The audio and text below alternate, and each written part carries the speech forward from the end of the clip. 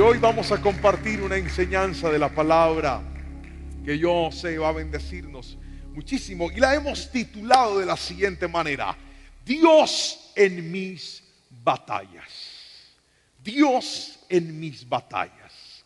Hoy vamos a compartir un mensaje de la palabra que creo que es profundamente necesario aprender y recibir. ¿Por qué razón, pastor? Porque cuando hablamos de batallas, estamos hablando de esos momentos en la vida en donde para poder salir victoriosos tenemos que luchar. Estamos hablando de esos momentos en la vida en donde para poder tomar un punto de partida y llegar hasta una meta, tenemos que librar una batalla. ¿Cuántos de nosotros a veces no hemos pasado por ese tipo de batallas? ¿Cuántos de nosotros a veces no nos hemos tenido que enfrentar contra cielo y tierra, contra circunstancias aún más fuertes que nosotros? Y la pregunta de muchas veces en esos momentos es: ¿dónde está Dios? Eso es lo que hoy le voy a enseñar. ¿Dónde está Dios en medio de nuestras batallas? ¿Dónde se ubica Dios en medio de esos momentos? ¿Qué hace Dios cuando pasamos por esas famosas circunstancias llamadas batallas? ¿Dónde estaría su hogar si no hubiera sido por esas batallas que usted ganó? ¿Dónde estarían sus hijos si no hubiera sido por esas batallas que en el ayer tuvimos que librar para poderlos sacar adelante, aún en medio de los momentos más difíciles? ¿Dónde estaría ese negocio, esa empresa, ese emprendimiento si no hubiera sido por esas batallas que lograste vencer y lograste a las cuales te lograste sobreponer? Hoy le voy a mostrar la historia de unos muchachos en la Biblia que tuvieron que pasar justamente por una tremenda batalla, y es una de las más famosas de la Biblia. Imagínense que les voy a hablar de los amigos de Daniel: Sadrach, Mesach y Abednego, sus nombres babilónicos. Cuenta la palabra del Señor que un día estos muchachos, luego de ser ascendidos por el rey Nabucodonosor, fueron nombrados como jefes de algunas provincias, administradores de algunas provincias. Pero dice la palabra que el rey Nabucodonosor, que le conté hace 8 días, estaba loco, viene y levanta una estatua de oro en su honor. Y se le ocurre la brillante idea de que todo el mundo tiene que postrarse ante esa estatua cuando suenen las trompetas de júbilo y de címbalos en medio de su reinado. Pues estos muchachos, que eran muchachos que hacían lo correcto, repita eso conmigo, por favor, diga: hacer lo correcto. Escríbalo usted que está en casa, vamos, dígalo: hacer lo correcto. Ellos que hacían lo correcto, que eran buenos, que hacían las cosas bien, pues les cargaban un poco de celos. Y cuenta la palabra del Señor en el capítulo número 3 que estos fueron a denunciarlos delante del rey Nabucodonosor y le dijeron: mire, rey, resulta que hay unos judíos que no están postrándose delante de su estatua. Ellos no están adorando la estatua que usted levantó. Nabucodonosor, lleno de rabia, los manda a llamar, y la conversación que tuvieron es lo que vamos a leer en la Biblia. ¿Está listo? Daniel capítulo número 3 versículo 13 al 18 dice lo siguiente: entonces Nabucodonosor se enfureció y ordenó que trajeran ante él a Sadrach, Mesach y Abednego. Cuando los trajeron, Nabucodonosor les preguntó: ¿es cierto, Sadrach, Mesach y Abednego, que ustedes se rehúsan a servir a mis dioses y a rendir culto a la estatua de oro que he levantado? Les daré una oportunidad para inclinarse y rendir culto a la estatua que he hecho cuando oigan el sonido de los instrumentos musicales. Sin embargo, si se niegan, serán inmediatamente arrojados al horno ardiente. Y entonces, ¿qué Dios podrá rescatarlos de mi poder? Sadrach, Mesach y Abednego contestaron. Imagínese el momento.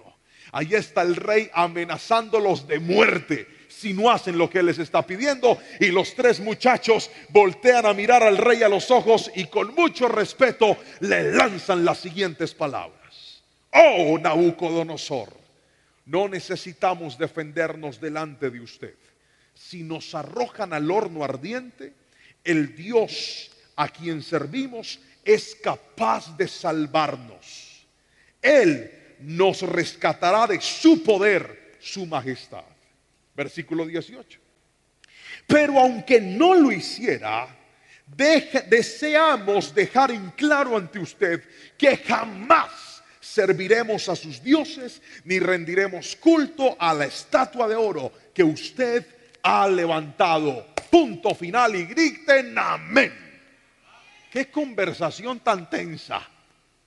Vienen y los llaman y le dicen: hay que hablar con el rey, muchachos. ¿Por qué? Porque el rey está enojado.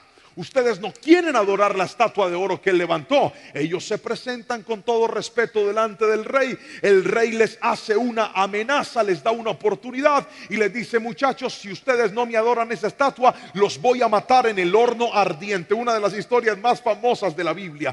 Pero la respuesta de estos muchachos es lo que más me impresiona, porque ahora le están diciendo al rey: mire, rey, no vamos a hacer eso. Y quiero dejarle algo en claro: si usted nos mata, nuestro Dios es capaz de librarnos. Y si no nos libra, no importa, no vamos a adorar a sus dioses. Muchas gracias. Acaban de meterse en el peor problema de sus vidas. Pero quiero que me escuche aquí, porque hay algo que le quiero mostrar. Cuando se trata de problemas, no sé si ha notado que la vida a veces tiene como sus altos y sus bajos. Levánteme la mano y dígame amén si usted lo ha notado. Que a veces como que las cosas están bien, pero de repente se ponen mal. Y a veces todo está como muy estable y de repente se tornan las cosas como inestables. Ahora, quiero hacerle caer en cuenta de algo que me parece supremamente importante. Y es que hay momentos en donde esos problemas son por culpa de nosotros, por nuestros pecados, por nuestras equivocaciones. Y cuando los problemas aparecen en esas circunstancias, cuando los problemas vienen a traer esos bajonazos en la vida por nuestra culpa, es porque Dios quiere que nos corrijamos. Pero hay momentos en donde usted no está haciendo nada malo. Usted está haciendo las cosas bien, se está portando bien, está caminando en integridad, está honrando al Señor, pero de repente aparecen esos bajonazos. ¿A alguien le ha sucedido? Dígame amén. Cuando eso pasa, Dios permite esos bajonazos para llevarte a un nivel mayor. Voy a volver a repetir eso. Cuando los problemas vienen por tu culpa, Dios quiere que te corrijas.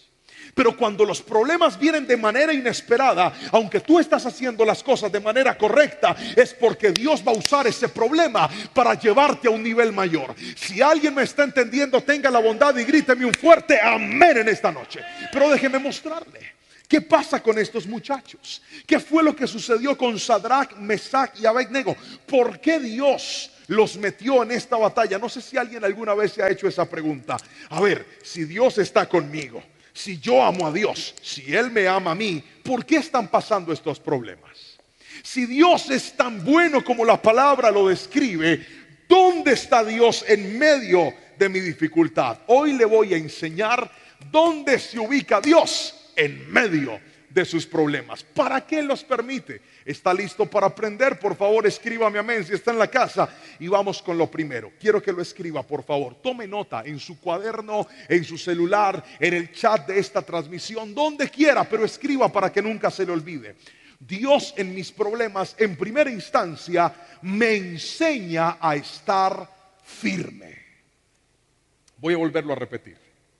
Dios en primera instancia me enseña a estar firme. Por favor, repítalo conmigo a la cuenta de 3. 1, 2, 3, diga: me enseña a estar firme. Míreme a los ojos y escuche esto. La firmeza en la palabra está asociada con las victorias espirituales. No hay victoria espiritual si en su vida no hay firmeza. Permítame demostrárselo con la palabra del Señor. La Biblia nos enseña lo siguiente cuando hablamos de firmeza. Santiago capítulo 4 versículo 7 dice: resistid al diablo y él huirá de vosotros. ¿Qué es resistir? Para poder resistir usted necesita estar ¿cómo? Firme. Mateo capítulo 4 nos cuenta cómo el diablo en repetidas ocasiones trató de hacer caer a Jesús. ¿Qué fue lo que sostuvo a Jesús de la tentación? La firmeza. Pero ahora déjeme ir mucho más allá, porque dice la palabra del Señor en Efesios capítulo 6 versículo 11 y 12 lo siguiente: pónganse toda la armadura de Dios para poder mantenerse firmes. Diga conmigo, firmes contra todas las estrategias del diablo.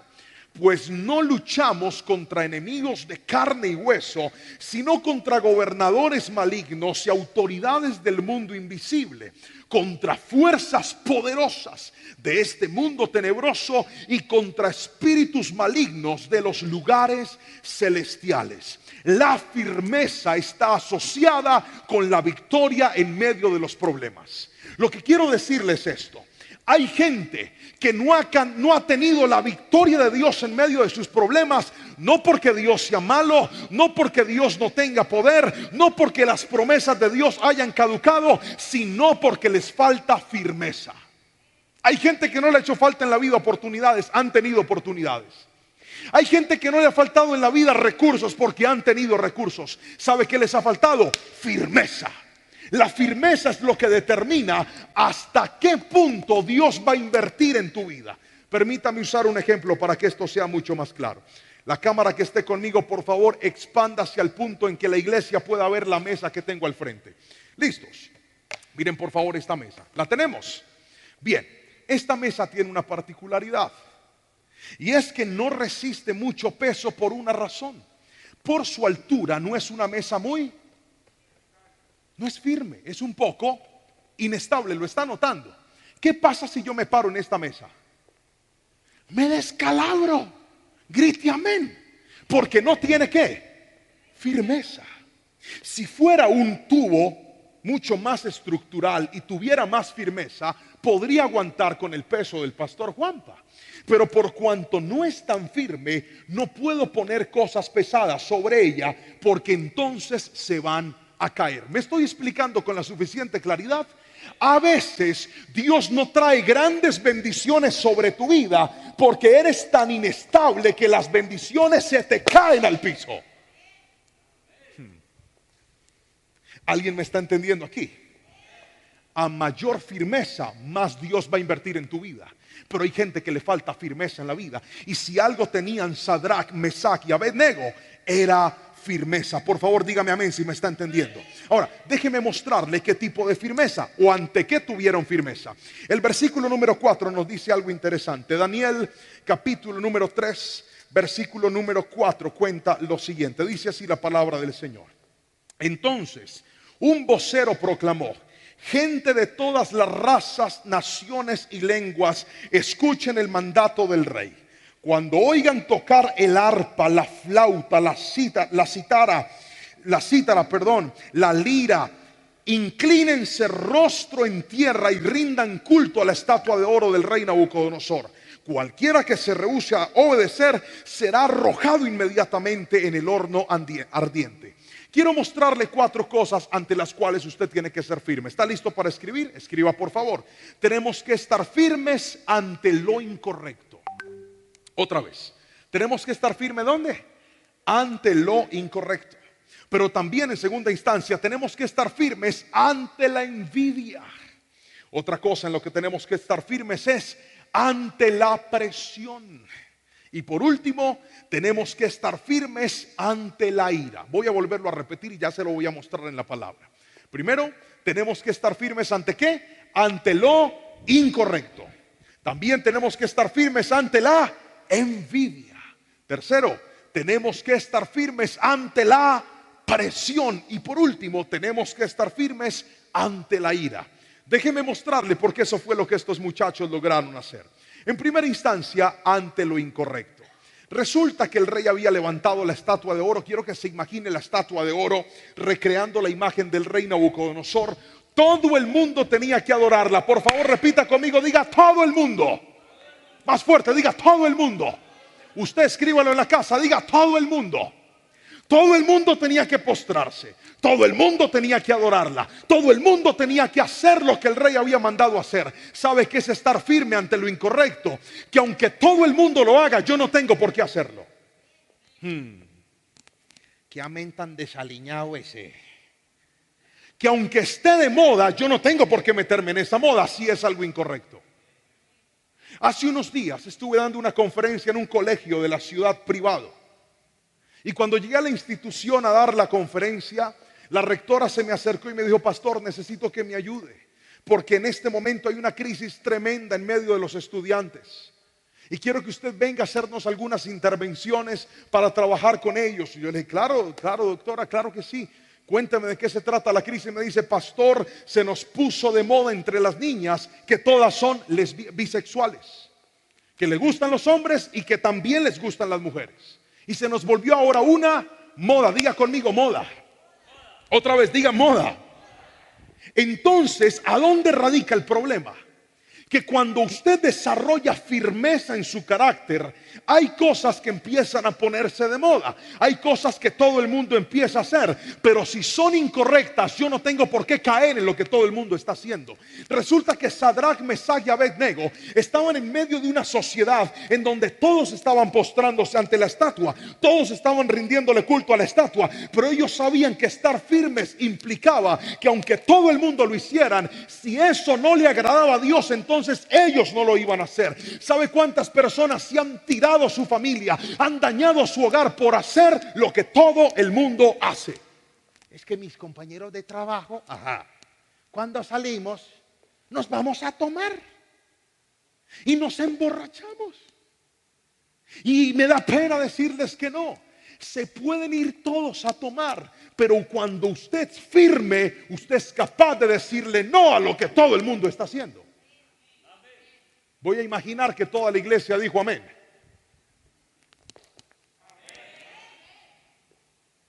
Es que todo el mundo engaña a su esposa, todo el mundo, pero yo voy a honrarla en el nombre de Jesús.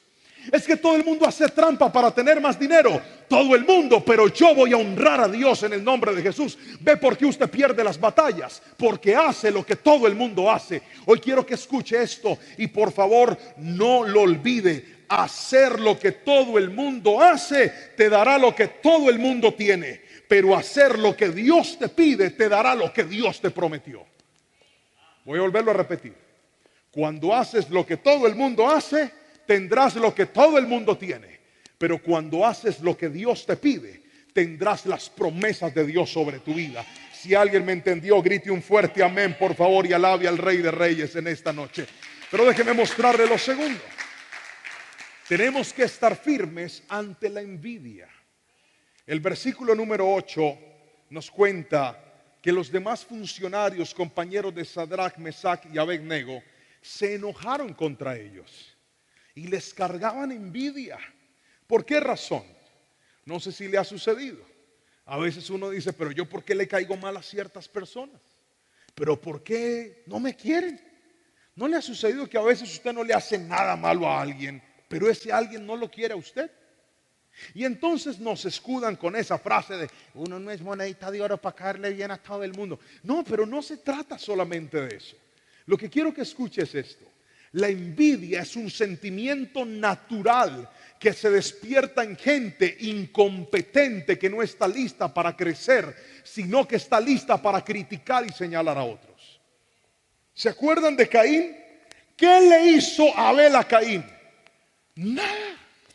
Abel era su hermano, preparó su mejor ofrenda para el Señor, Dios lo miró con agrado y eso despertó la envidia de Caín. Cuando se trata de envidia, quiero que escuche esto: usted no tiene que hacer nada para despertar la envidia de la gente. Solo con hacer las cosas bien y de manera correcta bastará para que haya gente que a usted no lo quiera. Hay gente que le molesta ver su familia feliz.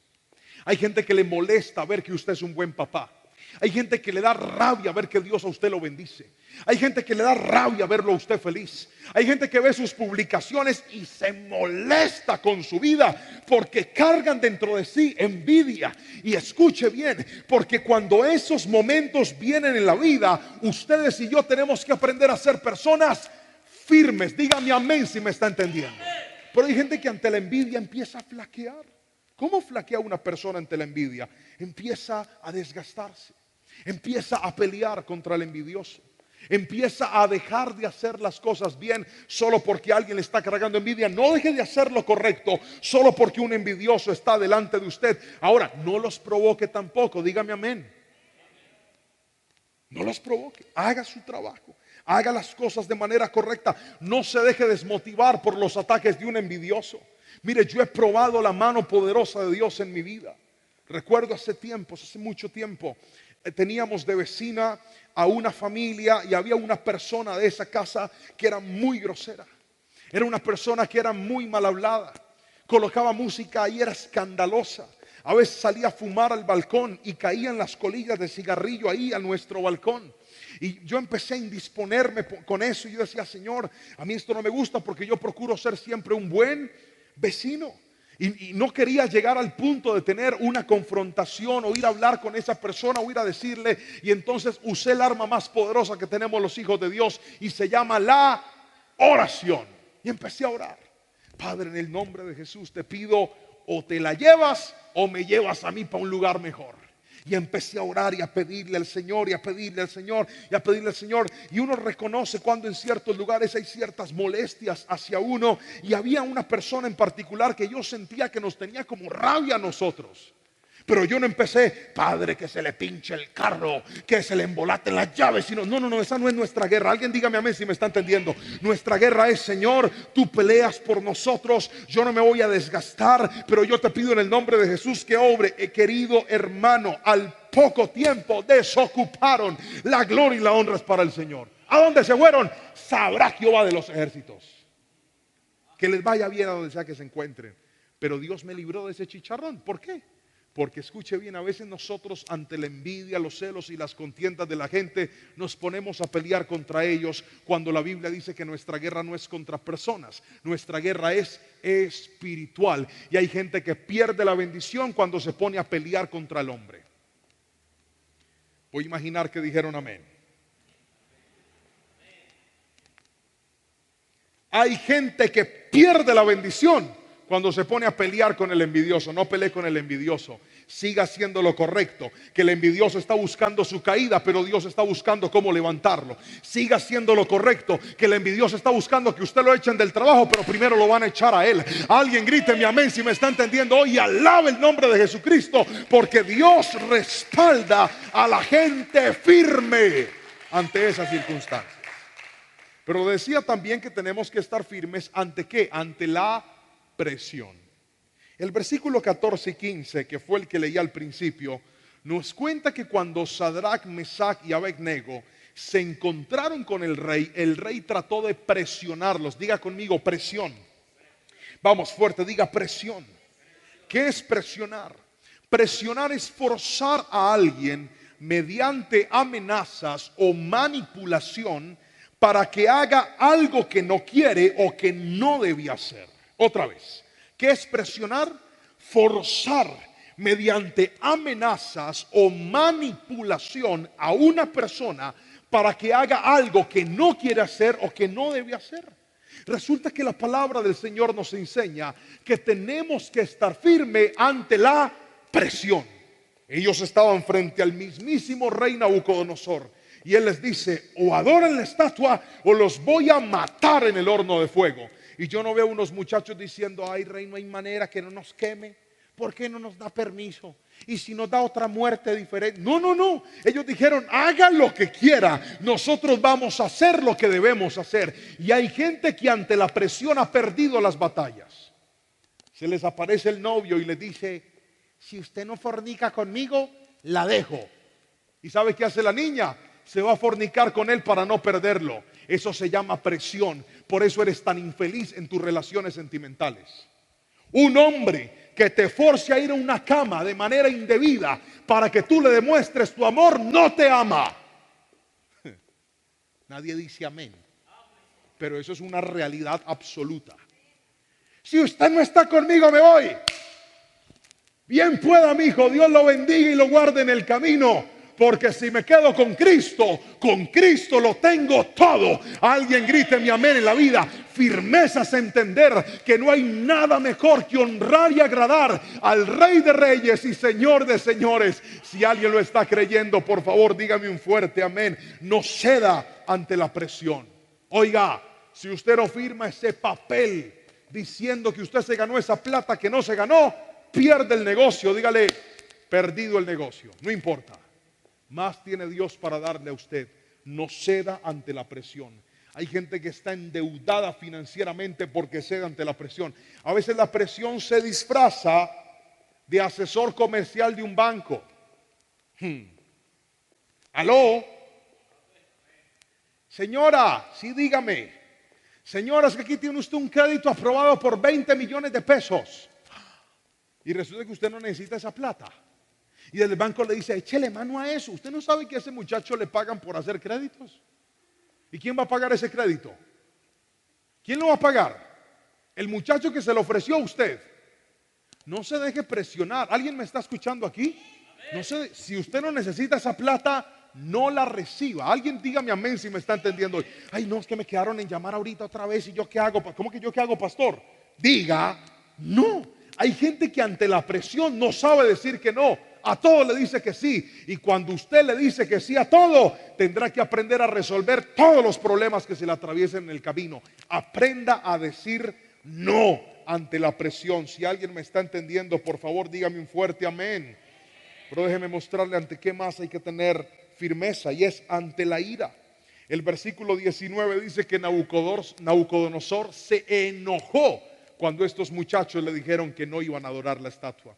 Versículo 19 dice, entonces Nabucodonosor se enfureció tanto con Sadrach, Mesach y Abednego que el rostro se le desfiguró a causa de la ira y mandó a calentar el horno 7 veces más.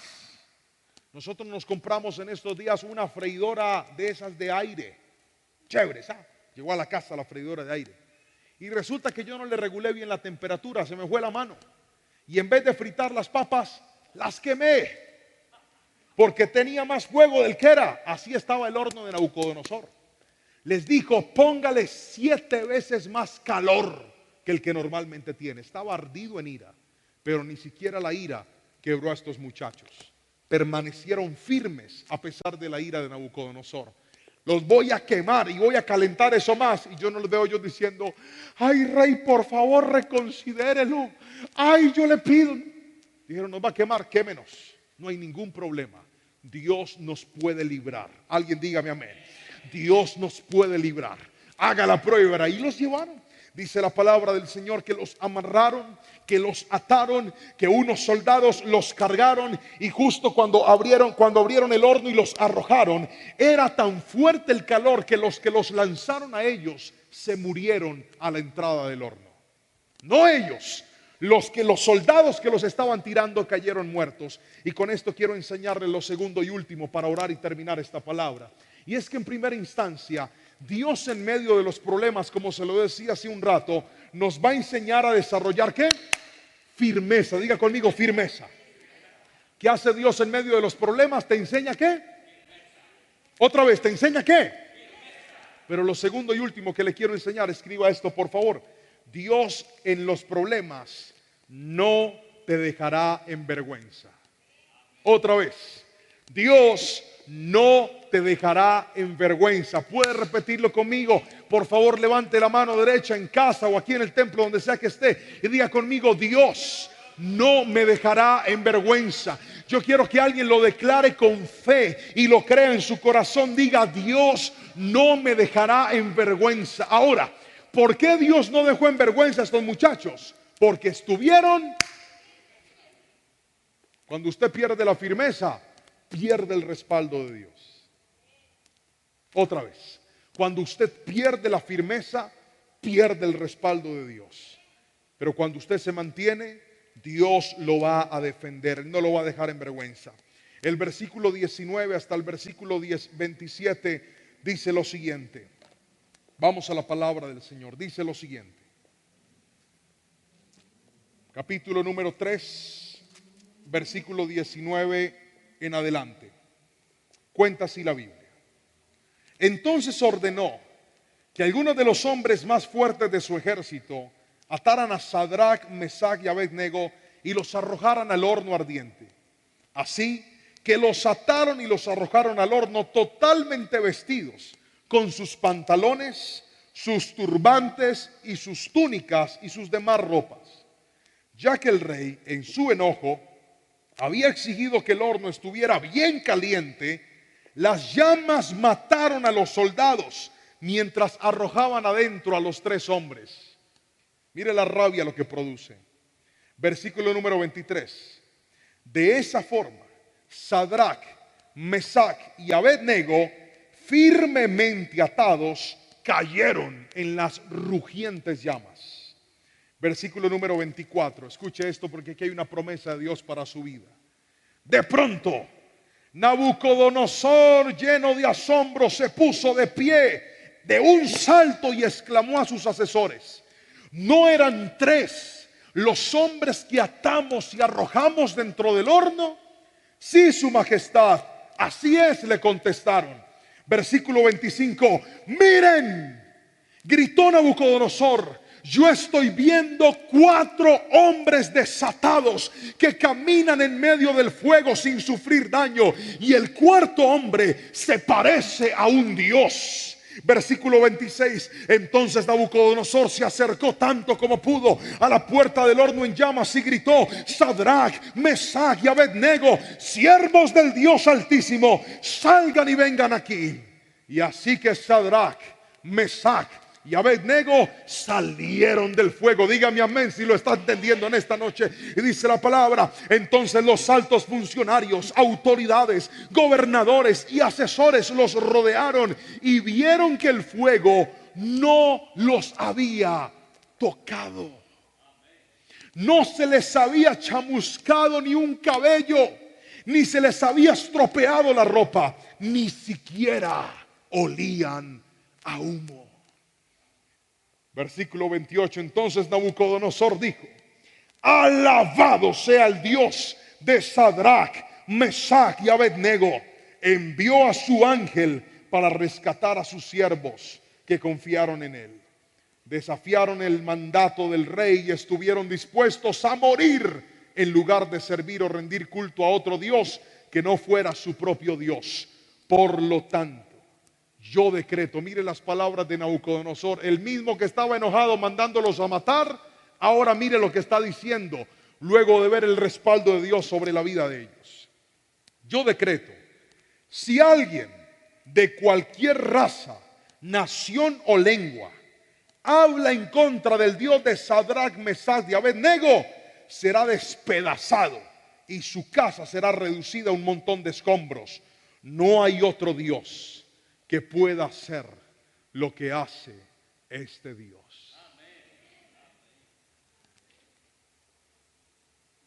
¿Alguien me está entendiendo hoy? Dios no te va a dejar quedar en vergüenza. Dios no te va a dejar quedar en vergüenza. Cuando el problema empezó, Sadrach, Mesach y Abednego estaban amarrados, estaban atados, no podían moverse. Ni siquiera podían caminar por sus propios medios.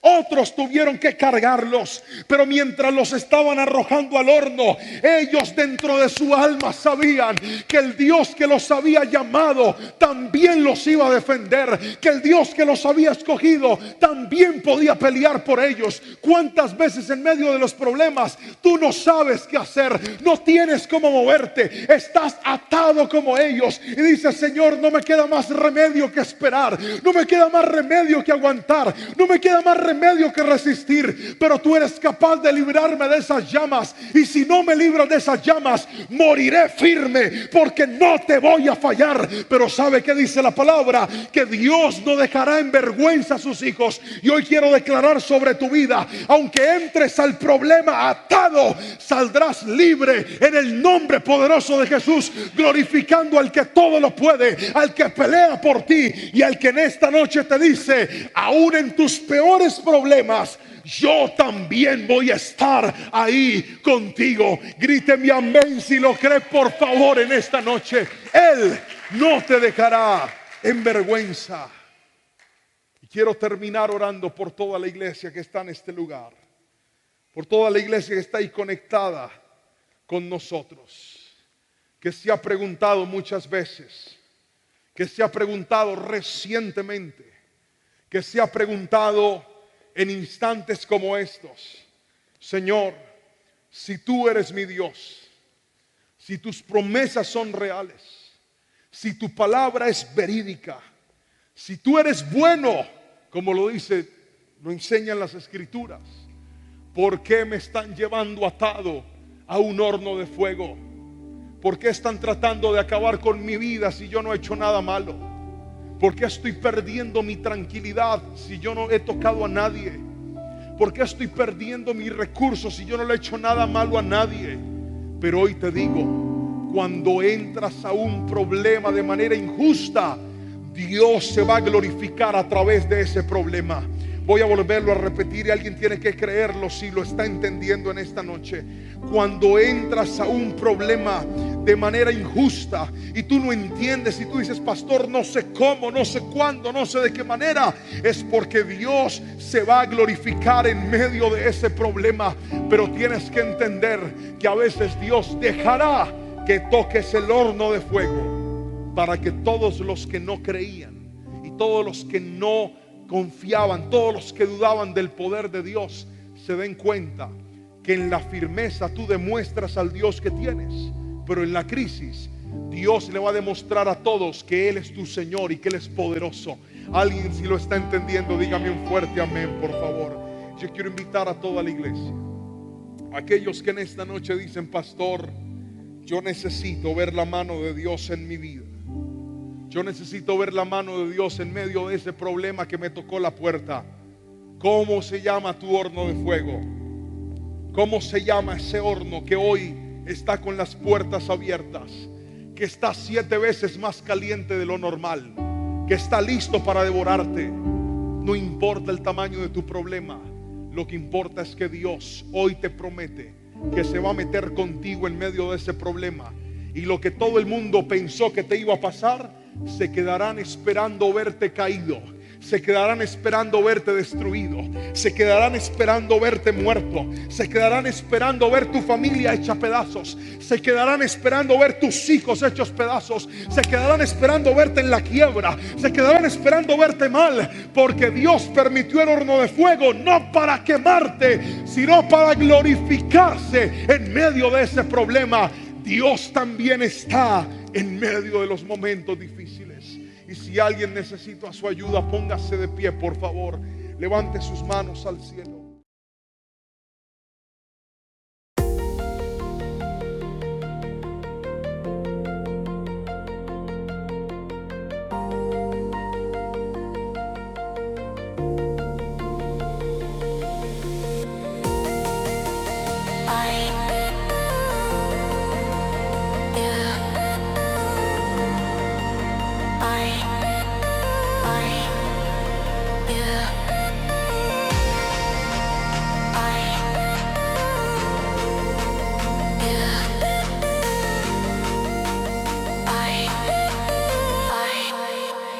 Yeah.